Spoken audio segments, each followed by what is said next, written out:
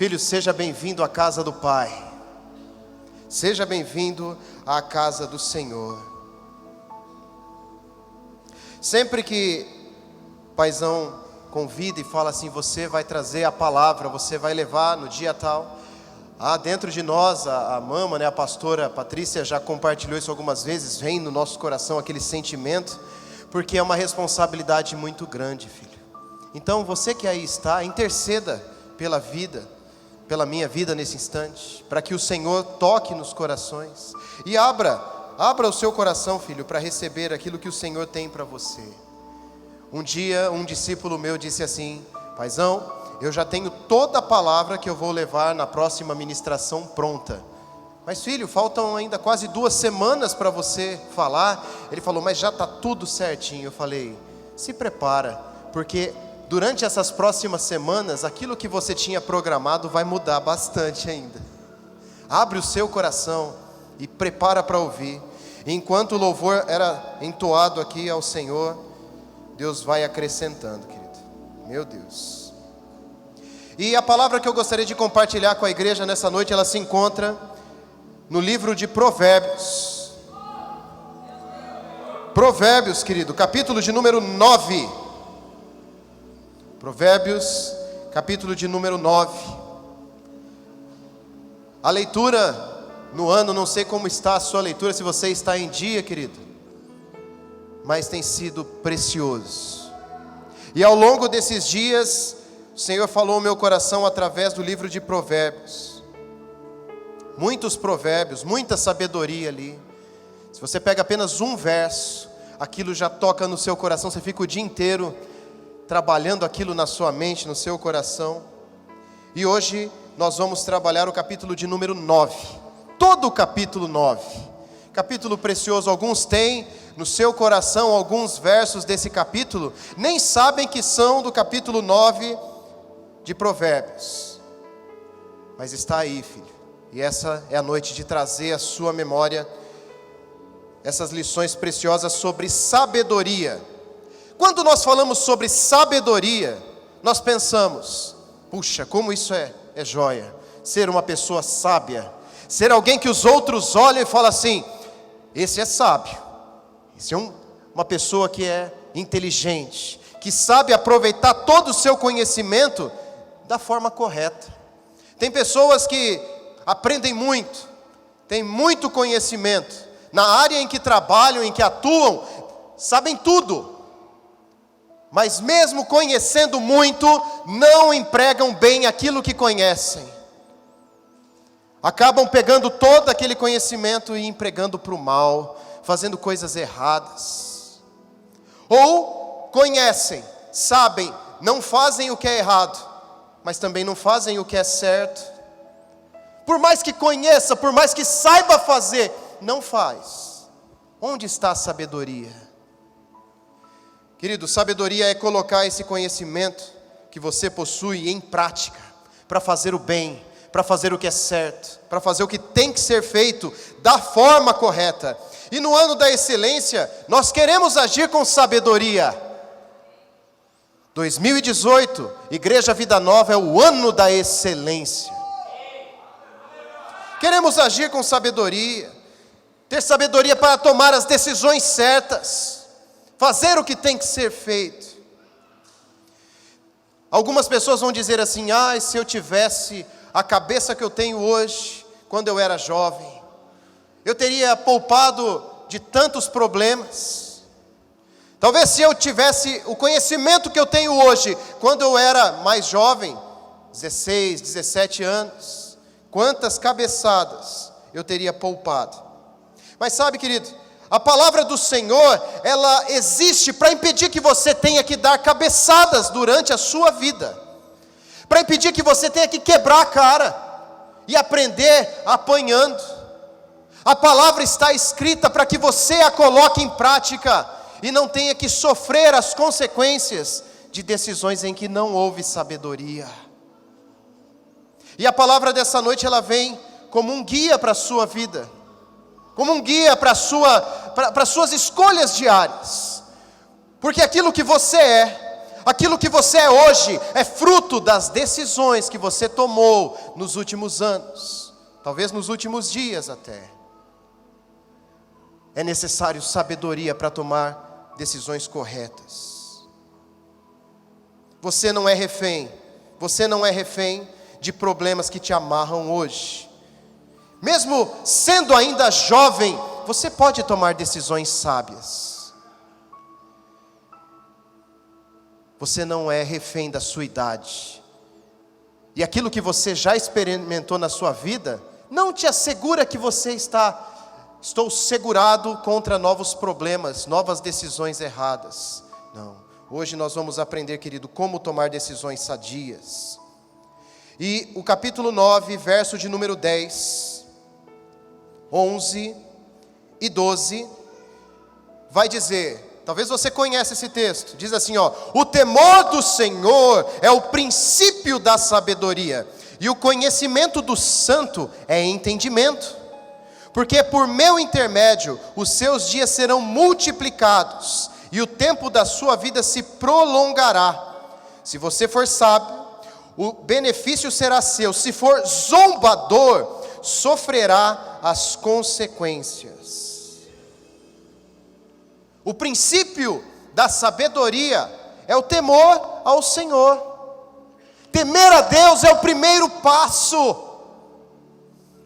Se você está aqui nessa noite e tem algumas escolhas que você precisa tomar, algumas decisões a tomar, ou decisões que você já tomou, mas elas têm apertado o seu coração, porque parece que elas não foram tomadas debaixo do cuidado, da orientação de Deus, saiba, primeira coisa que você precisa analisar no seu coração: há temor ao Senhor no meu coração?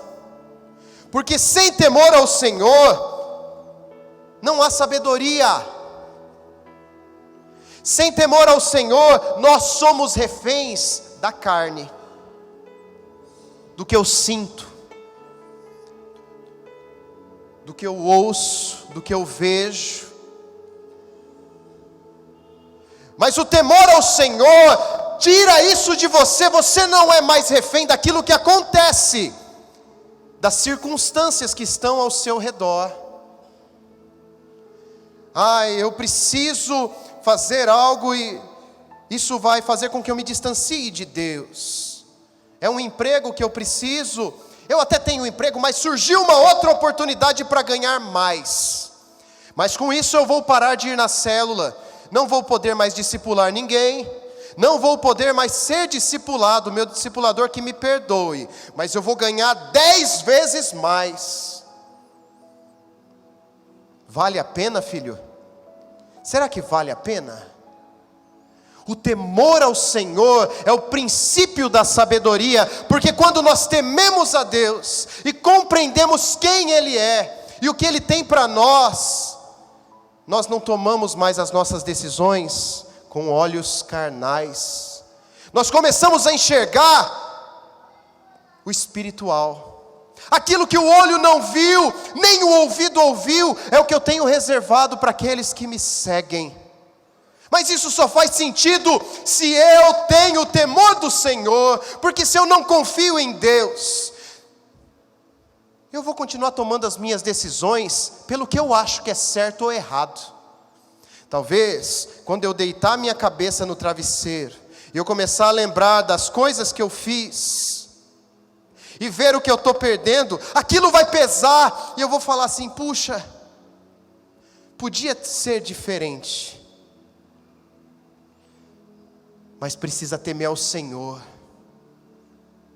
Precisa temer ao Senhor, filho.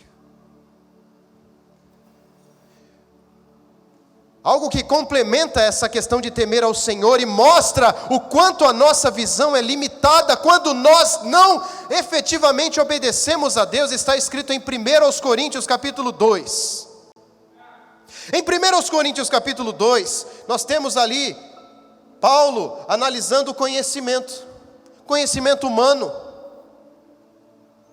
confrontando aquilo que nós aprendemos em nossas faculdades, com a nossa racionalidade.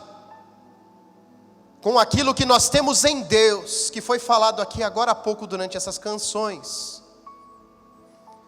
Diz assim os versos 14 e 15 de 1 aos Coríntios capítulo 2: Mas quem não tem o Espírito de Deus, não pode receber os dons que vêm do Espírito, e de fato nem pode entendê-los. Essas verdades são loucuras para essa pessoa, porque o sentido delas só pode ser entendido de modo espiritual. A pessoa que tem o Espírito Santo pode julgar o valor de todas as coisas, porém ela mesma não pode ser julgada por ninguém. Aquele que tem o Espírito Santo, ele consegue enxergar além do que os olhos podem ver. É aquele que toma uma decisão, como há algum tempo atrás um precioso irmão falou assim: o meu encarregado chegou para mim e disse: você vai dizer que eu não autorizei você a ir participar de uma certa reunião. Mas isso é mentira. Você me autorizou aí, e agora eu estou sofrendo consequências por isso. Se você não disser, você será mandado embora. E aí ele disse: então você pode me mandar embora, porque eu não vou mentir. Você tem certeza? Tenho certeza. Passados alguns dias, ele foi efetivamente mandado embora. Mas ele não ficou nem 3 dias desempregado, filho.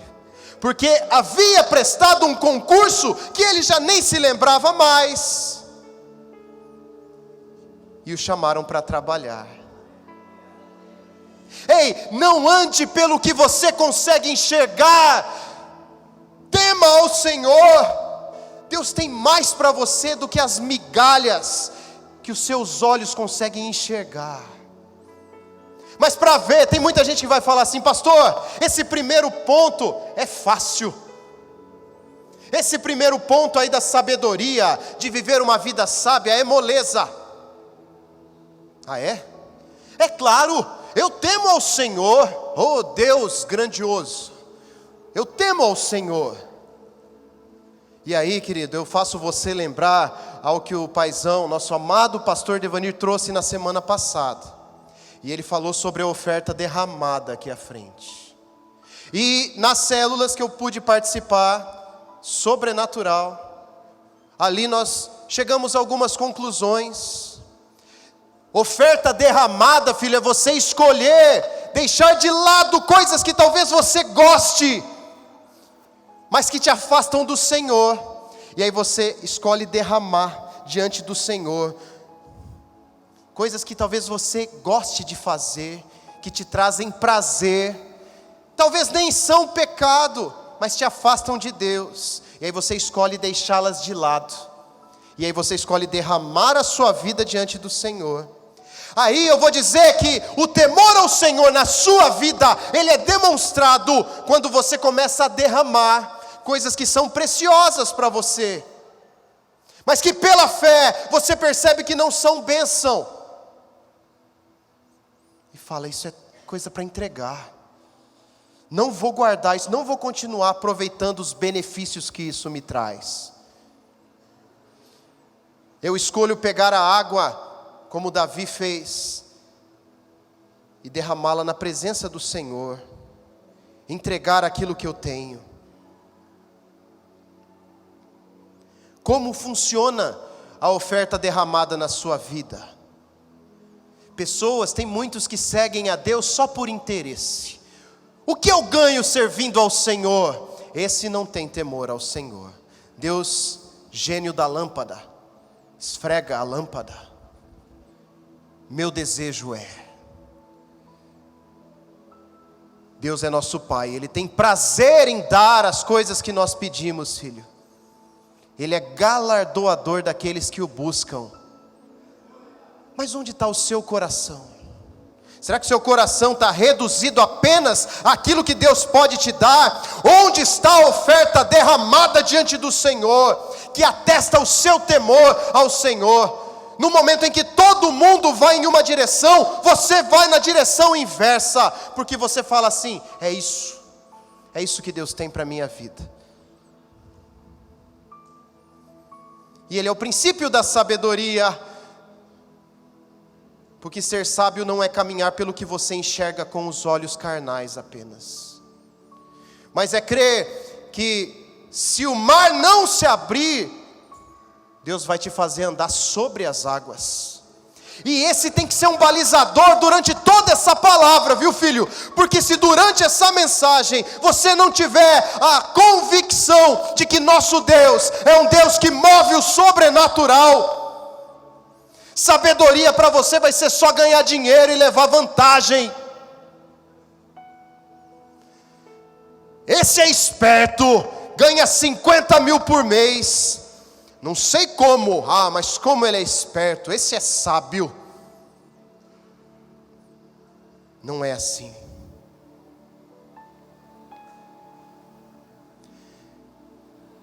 Feche os seus olhos. Comece a meditar, filho, onde você está. Você talvez está ouvindo esse áudio, ouvindo esse vídeo, assistindo esse vídeo. E eu convido você a pensar, durante essa semana que passou, quantos momentos você derramou diante do Senhor, algo que você gostava de fazer, mas para a glória dele você não fez. Comece a pensar como está o temor do Senhor na sua vida.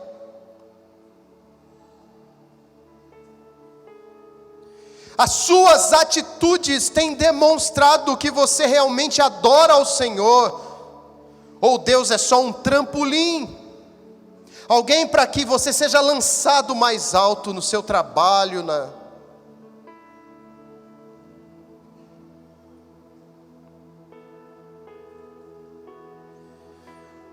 O que você escolheu fazer ou não fazer durante essa semana que se passou, porque compreende que o que Deus tem para você é maior do que o seu salário, maior do que as coisas que você pode ver, tocar, enxergar, ouvir. Ou pelo contrário, talvez durante essa semana você fez exatamente o inverso, e chamou o eu de volta, e falou: eu vou parar de fazer isso, porque não vale a pena. Vou deixar de fazer coisas para Deus ainda, porque não vale a pena. Ressuscita, filho, sonhos aí que estão perdidos, ou que estão querendo se perder. Acredite, seu trabalho não é em vão diante do Senhor. Abra mão do que te afasta de Deus, e se aproxima do Senhor, filho. Esse é o princípio da sabedoria, e sem isso como balizador na sua vida, as decisões, as escolhas serão destrutivas. Pode abrir seus olhos, porque se você compreendeu o que é o temor ao Senhor, e vê Deus não como alguém mau, que só exige que você cumpra penitências para Ele, mas consegue enxergar Deus como um Deus bom, que se importa com você, e que é o seu melhor, mesmo que talvez hoje, aquilo que Ele está esperando de você, não seja aquilo que você quer que aconteça. Aí você pode dar o próximo passo, porque você tem o primeiro passo, que é o princípio da sabedoria, tem o temor ao Senhor, e aí você está convidado para um grande banquete. Há no capítulo 9 de Provérbios uma ilustração muito linda, filho. A sabedoria de Deus, ela convida as pessoas para um banquete. A sabedoria de Deus, que não pode ser vista só com olhos naturais, mas que depende também do transcendente, daquilo que não se vê, daquilo que não se pode tocar. Ela convida você nessa noite para um banquete. Verso 1, capítulo 9. A sabedoria construiu sua casa, ergueu suas 7 colunas, construiu por completo, matou animais para a refeição, preparou o seu vinho e arrumou sua mesa. Que ilustração linda! A sabedoria está preparando algo. A sabedoria não fica parada, esperando acontecer. A sabedoria espera atitudes, decisões, posturas. Ela faz, ela constrói a sua casa. A sabedoria, ela mata os animais para preparar a refeição. Ela prepara o vinho, ela arruma a mesa. Para quê? Ela prepara isso e faz mais. A sabedoria envia suas servas para fazerem convites, desde o ponto mais alto da cidade. As servas delas clamam: venham vocês que ainda são inexperientes, vocês que não têm bom senso, todos. Ela diz: venham comer a minha comida e beber o vinho que eu preparei. Deixem de lado a insensatez, deixem de lado a falta de juízo, e vocês terão vida. Andem pelo caminho do entendimento. Ei filho, você está na casa do Pai, e nessa noite a sabedoria do Senhor te convida para um banquete. Um banquete em que você vai poder se servir à vontade.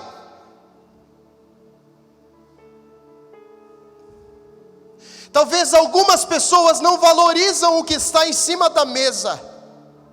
Em cima da mesa da sabedoria está aqui a pureza, está aqui a retidão, caminhar sem fazer coisas erradas no trabalho, sem pegar atalhos. No banquete da sabedoria que está preparado para você, filho, tem um trabalho que você vai alcançar se esforçando e estudando, mas que vai ser bênção para a sua vida. Está aqui, ó, em cima da mesa do banquete do Pai para a sua vida. O banquete da sabedoria te convida nessa noite a tomar posturas, agir, mudar, fazer diferente, usar critérios que o mundo não entende, mas que o Senhor coloca no seu coração. Fazer o improvável.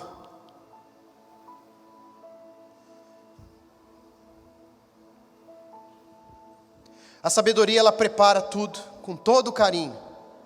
Ela constrói a casa, ela faz. Sabe, sabedoria não é ficar esperando as coisas acontecerem.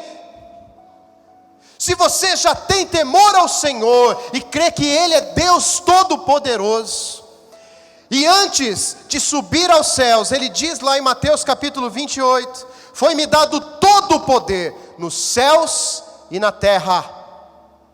Se você compreende isso, por que esperar para fazer o que é bom? Por que esperar para deixar de fazer o que é errado? Isso é sabedoria, filho. Colocar em prática aquilo que é bênção e deixar de lado aquilo que te afasta do Senhor. O banquete está posto.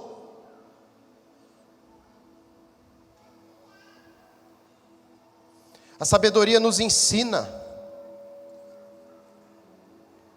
Nós já sabemos o que precisamos fazer. Ei, enquanto eu estou aqui à frente trazendo essa palavra, eu quero que você comece a sondar o seu coração e pensar naquelas atitudes que você já devia ter tomado há muito tempo e ainda não tomou.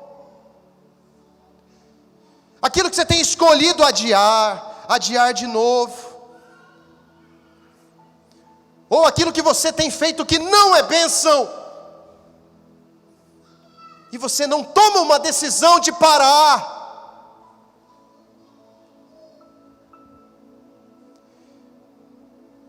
Ontem no casamento da Júlia e do Paulo, glória a Deus, que Deus abençoe esse casal precioso.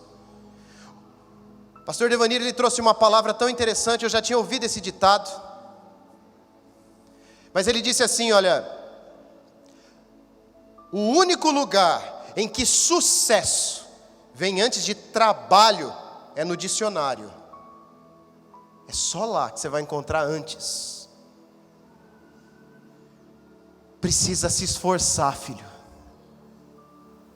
Precisa se dedicar. Precisa pagar o preço. Alguém vai dizer assim: puxa, como aquele irmão conseguiu uma condição de vida assim? Você não viu, hoje você não vê as horas e horas de estudo.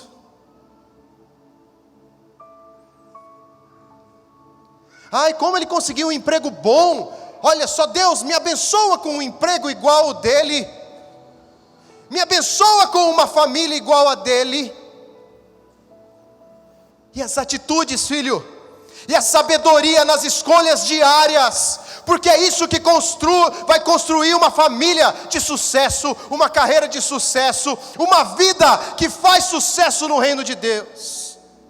É joelho no chão, é muita dedicação, é estudo, é trabalho. Ai, olha que bonito o relacionamento dele com a esposa, e da esposa com ele. Mas por que não fazer igual ele faz então? Leva algo para a esposa, viaja e traga algo. Às vezes nós ficamos almejando o que os outros têm, mas nós não estamos dispostos a pagar o preço que os outros estão pagando.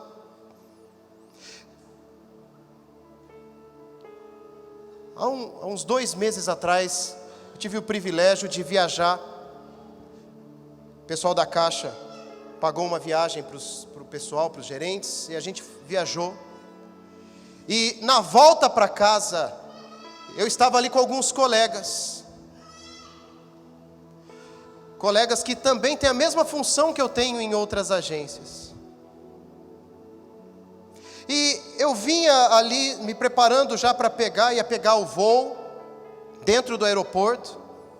E aí no meu coração veio um sentimento assim: o que você vai levar para Dani?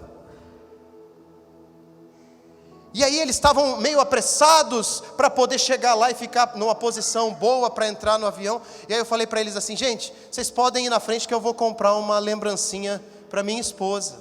E aí eles olharam e falaram assim: você vai mesmo comprar alguma coisa para ela? E eu vi que deu risada no canto assim. Aí eu olhei para eles e falei assim: eu vou. Vocês não vão comprar nada para a esposa de vocês? Só com essa atitude minha, já teve um que balançou assim e falou assim: acho que eu vou levar alguma coisa também. Convicção, filho. Você vai ficar 3 dias fora de casa e não vai levar nada para sua esposa? É desse jeito. Ei, filho, planta para colher, querido. É bênção.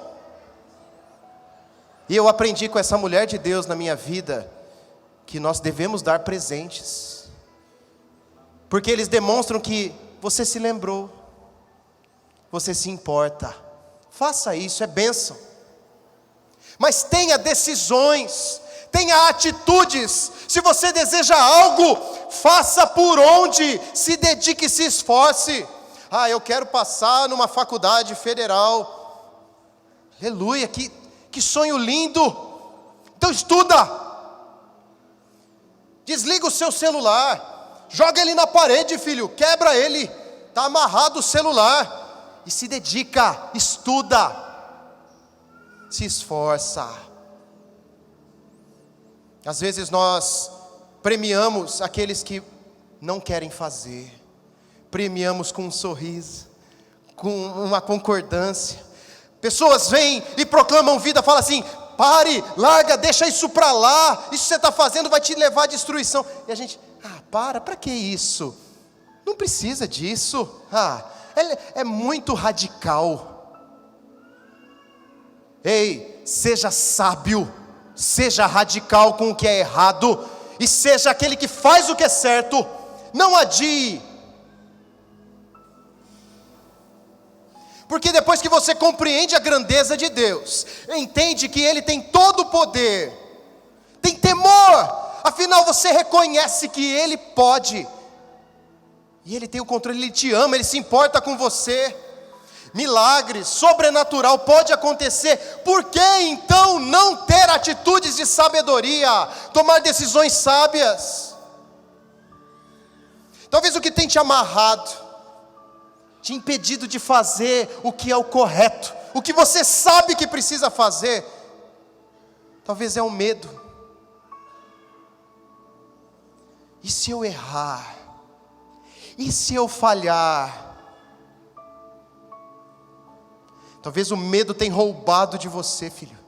E o pior é que quando o medo rouba de todos nós a sabedoria nas nossas atitudes, não somos apenas nós quem perdemos. Olha para o seu lado. Olha para o seu lado aí.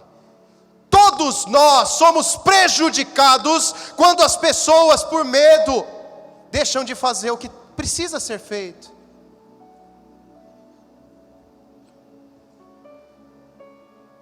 Ou nunca começam, ou param de fazer no meio. Outra coisa que pode roubar de você, filho, a bênção de agir com sabedoria, é algo que quando a gente ouve, a gente ri. Mas que se você ler o livro dos Provérbios, você vai ver que isso é muito sério. Isso se chama preguiça. Repita comigo, preguiça. Porque a preguiça, ela de fato é uma grande ladra.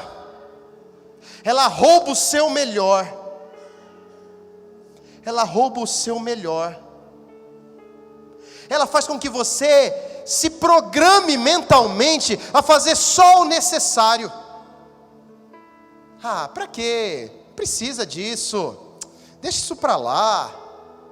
Que exagero.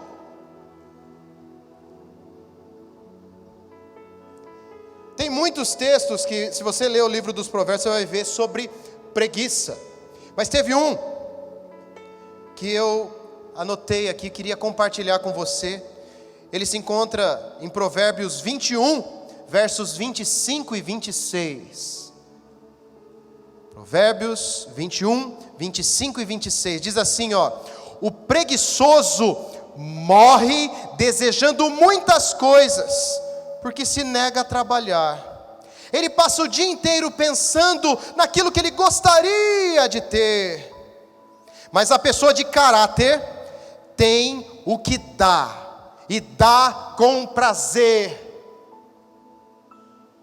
Ai, se eu tivesse um trabalho para ganhar 10 mil, 20 mil por mês, aí eu poderia ajudar aquele irmão, aquela irmã. Ai, se eu pudesse. O preguiçoso morre desejando muitas coisas. O que você deseja? O que você quer para a sua vida? Onde você estará daqui 5 anos, daqui 10 anos? Porque o preguiçoso, ele morre desejando muitas coisas. Verso 26 fala que ele passa o dia inteiro pensando, né? Não passa daí, né? Pensando no que ele gostaria de ter. O que você gostaria de ter? O que está sendo perdido, roubado de você e daqueles que estão ao seu redor? O que está sendo consumido por medo, por preguiça, por coisas que são como correntes de ferro que te prendem e fazem com que você esqueça que existe um Deus sobrenatural. Ei, filho, volta para o passo anterior e tenha o temor do Senhor. Ah, eu tenho medo de errar, medo de falhar, medo de me frustrar, medo de tantas coisas. Tenha medo de acontecer com você o que está escrito ali no verso 25. Morrer desejando muitas coisas que passaram, porque eu escolhi não trabalhar para alcançá-las. Isso não é sabedoria, filho. Isso é enterrar talento. Isso é lançar fora, deixar de ser bênção. Pastor Haroldo, algumas semanas atrás, ele falou assim, ó: não deixe que a luz de Cristo na sua vida pare de brilhar. Não permita que isso aconteça. Faça. Todos aqui dependem de você. Porque se você agir diferente, todos nós vamos sentir o impacto do mover de Deus através da sua vida, através da minha vida. Ninguém gosta de ser taxado como medroso, taxado como preguiçoso. Mas agora é momento de fazer uma autoanálise.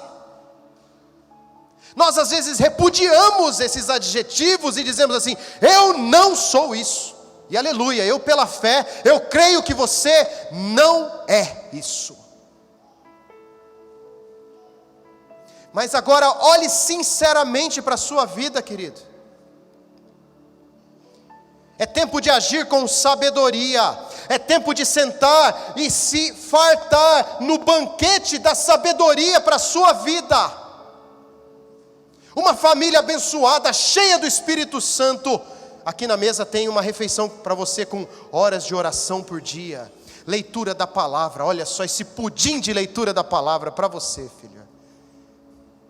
Aqui esse corte, que não é um corte de filé mignon. É um corte de intimidade com o Espírito Santo. Para você se fartar, filho. É o banquete que a sabedoria oferece para você.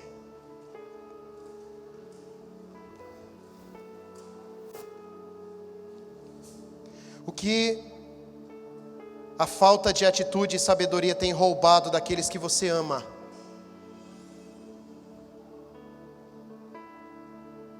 Se você tivesse uma outra atitude, como estaria você no seu trabalho hoje? Será que você estaria trabalhando hoje? Não hoje, filho, hoje é domingo, mas na sua vida. O texto lá de Provérbios capítulo 9, ele não traz apenas a ilustração do banquete da sabedoria, mas se você abrir no verso de número 13, há outro banquete. É tão lindo esse texto, porque tem outro banquete para você também, que está preparado, está servido. E esse outro banquete, ele não foi preparado pela sabedoria. Esse outro banquete, ele não foi objeto de cuidado. Construir uma casa, preparar tudo, o alimento, o vinho, mandar pessoas avisar, venha para o banquete. Não, esse segundo banquete, de Provérbios capítulo 9, ele menciona outro anfitrião. Na sua versão, talvez está escrito assim: a insensatez. Mas hoje, na aula da classe de evangelismo, nós falamos sobre palavras simples. Então, nós vamos chamar esse outro anfitrião de falta de juízo. Repita comigo: falta de juízo. A falta de juízo também preparou para você um grande banquete, querido. Mas tem algumas características. Olha lá, a falta de juízo é pura exibição, verso 13. Sedução, ignorância. Ela fica sentada à porta da sua casa, no ponto mais alto da cidade. E ela clama, ela grita àqueles que passam por ali, seguindo seu caminho. Verso 16. Venham todos vocês que ainda são inexperientes, aos que não têm bom senso. Ela diz: olha, hein, a água roubada é mais doce. O pão que se come escondido, ele é mais saboroso. Falta de juízo. E o verso 18 fala assim, ó: mas esses aí nem imaginam que ali estão os espíritos dos mortos, que os seus convidados estão nas profundezas da sepultura. Ei, um outro banquete que está servido para todos, todas as pessoas. E quando o texto fala ali, os inexperientes, e eles estão convidando os inexperientes, são aqueles que ainda não tomaram decisões, que ainda estão pensando: eu vou para a direita ou vou para a esquerda? E aí na direita tem o banquete da sabedoria, mas na esquerda tem o banquete da falta de juízo, da insensatez. Enquanto lá na sabedoria há todo um preparo, um amor, porque é isso que o Senhor Deus tem por você, Ele se importa com você. A sabedoria não fica na porta da casa gritando: venham comer vocês. Ela tem o cuidado de mandar mensageiros. Nós somos mensageiros da sabedoria, filho. Você leva a mensagem de convite para o banquete da sabedoria. Pessoas vêm para a sua célula através de você, porque você é servo da sabedoria e convida para o banquete do Cordeiro. Mas a insensatez, a falta de juízo, ela não se preocupa com isso. Ela fica na porta da casa dela e grita: venham aqui vocês, participem aqui do banquete que eu preparei para vocês.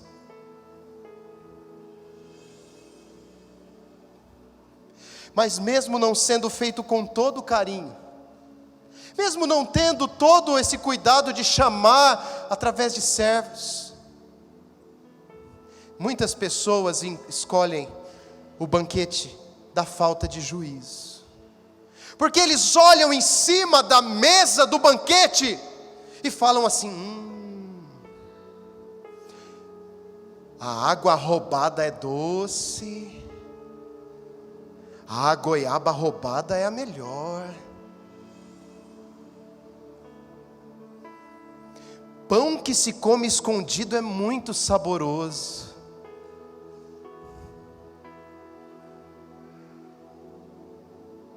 Abrem mão do banquete da sabedoria, do melhor de Deus, de decisões que vão impactar a geração, porque o escondido é mais gostoso, porque aquilo que é roubado tem uma emoção. Quando eu era mais novo, isso não faz muito tempo, eu ouvi um ditado popular que dizia assim, o mundo é dos espertos. O mundo é dos espertos. O mundo é dos espertos. Então cuidado com as decisões que você toma. Não seja bobo. Essa é a mensagem que esse ditado passava. Não seja passado para trás, porque o mundo é dos espertos. E eu, criança, abracei esse ditado. E eu falava: mundo é dos espertos. Até que um dia, querido, um homem de Deus, acho que eu estava perto do Marcão, foi o Davi Noronha, olha só, foi usado por Deus para trazer uma palavra que acabou comigo, filho, e ela está lá em Jó, capítulo 5, Jó capítulo 5, versos 12 e 13,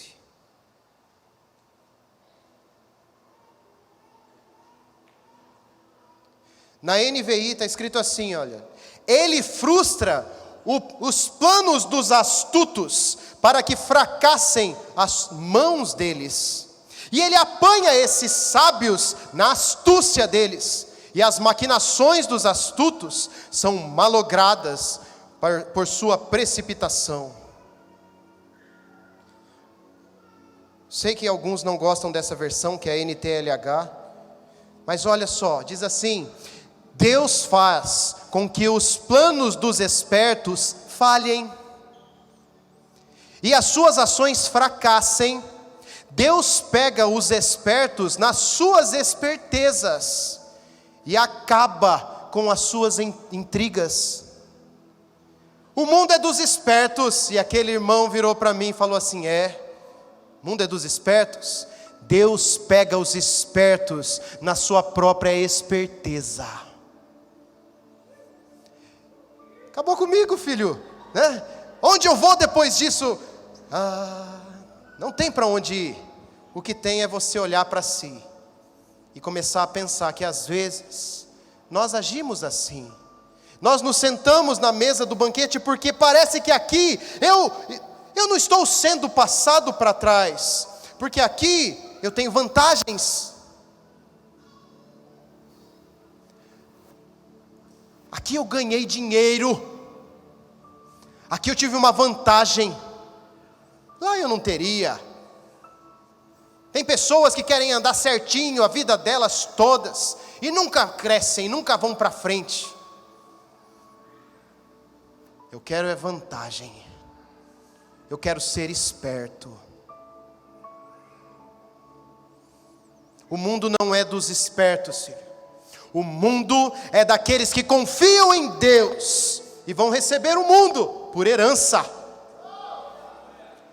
Confia no Senhor, porque dele é a terra e a sua plenitude, o mundo e todos os que nele habitam.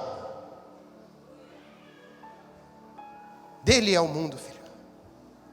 Então não pense que espertezas, atalhos vão levar você a algum lugar.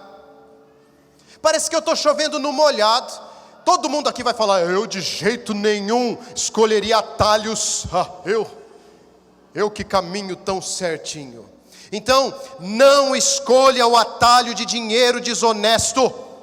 Não escolha atalho de enriquecimento rápido, às custas de saúde, às custas de educação, ou às custas da sua própria família, roubando o tempo que você teria para cuidar da sua família, trabalhando para ficar rico. Inverter um pouco a história. Isso é roubo também, filho. Tem que trabalhar, tem que se dedicar. A gente já viu lá na atitude sobre sabedoria. Seja sábio, escolha se esforçar, mas não se esqueça, você não vive para trabalhar. Você trabalha para viver. Você tem casa, esposa, você tem esposo, você tem filhos, e se não tem, começa a aprender já, porque logo você terá. E se você não começar a arrumar isso já, você vai sofrer consequências lá na frente. Falta de juízo. Quer ficar rico, ter dinheiro, é isso que importa na vida. Ter status, um carro novo, é isso que importa. Ei, não escolha o atalho do prazer sexual fora do casamento. Não escolha, porque a recompensa é amarga. A recompensa é amarga.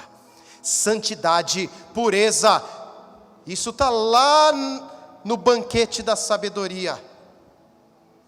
Não escolha o banquete aqui da falta de juízo. Deixa essa comida do inferno para lá, filho. Isso não é para você. Deus tem mais e tem o melhor dele para você. Espere o tempo certo. Guarda o seu coração. Espera o tempo de Deus. Escolha não pegar o atalho de fugir dos problemas através da bebida, das drogas. Não escolha esse atalho da alegria que passa, porque o efeito dela passa também, e o problema que você vai ter vai ser muito maior. Não escolha atalhos. Não escolha o banquete da falta de juízo. Escolha o banquete da sabedoria do Senhor, filho. Porque aquele que escolhe a falta de juízo, a insensatez, o banquete maldito da insensatez, ele nem imagina o que aguarda. Naquele instante em que ele está ali sentado na mesa da farra, ele está ali, ele nem espera. Mas a palavra fala o que vai estar separado para ele. A palavra fala o que tem ali por trás daquele banquete e ele não consegue enxergar. Verso 18 de Provérbios 9. Mas os convidados da insensatez, da falta de juízo, não sabem. Ei, não sabe, nem imaginava. Mas hoje, a igreja do Senhor aqui presente, ela sabe. Ela está sendo informada do que acontece com aqueles que sentam para tomar a refeição nesse banquete maldito. Porque aquele que escolhe sentar na mesa, aquele que escolhe sentar à mesa da falta de juízo, morrem. E os que entraram já estão nas profundezas do mundo dos mortos. Moído, destruído. De longe ele vê o banquete da sabedoria. Ele vê pessoas crescendo, florescendo, como diz lá no Salmo capítulo 1, como uma árvore plantada à beira de um riacho. Ela dá os frutos no tempo certo, as suas folhas nunca murcham. Mas para uma árvore crescer e se tornar uma árvore bonita, com as folhas verdes e ter frutos no tempo certo, demanda tempo, demanda esforço. Uma árvore, ela não se transforma de semente em uma árvore frutífera. Há tempo, esforço, dedicação, escolhas diárias.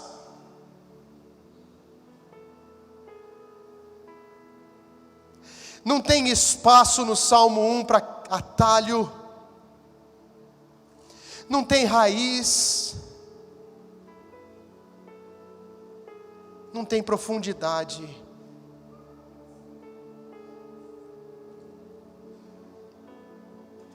Mas o próprio texto de Provérbios 9, ele nos traz algumas orientações, posturas, coisas que podemos fazer ou não fazer, e que vão atestar o que virá, o amanhã.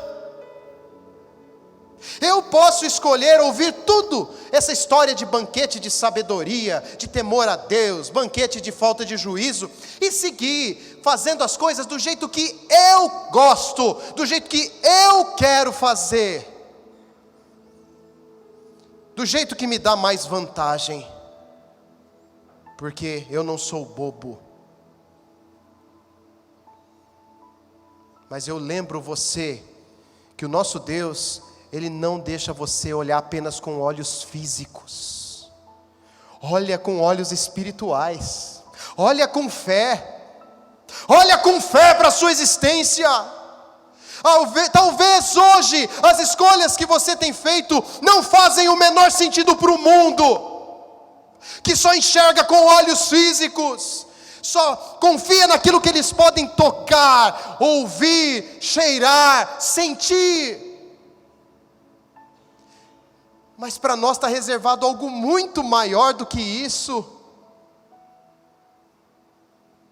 E ao ouvir esse texto,